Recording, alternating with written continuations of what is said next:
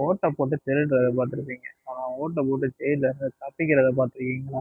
அதுதாங்க "சோசாங் redemption" movie. படம் ஒரு ஆஸ்கர் வாங்க வேண்டிய படம். பட் மிஸ் ஆயிடுச்சு. எல்லாரும் எதுக்கு இதுக்கு ரொம்ப ஹைப் குடுக்குறாங்கன்னு தெரியுமா? 20 வருஷமா ஒருத்தன் ஜெயில்ல அமைதியா இருந்து அவனோட திறமைய வச்சு ஜெயிலில் இருந்து தப்பிப்பாங்க. அதுதாங்க கதையே. அதையே அவங்க எவ்வளோ அழகா எடுத்திருப்பானுங்க தெரியுமா? கூகுள்ல மட்டும் ஸ்டோரிய கேட்டு போய் படத்த பாத்துறாதீங்க. உங்களுக்கு போர் அடிக்கும்.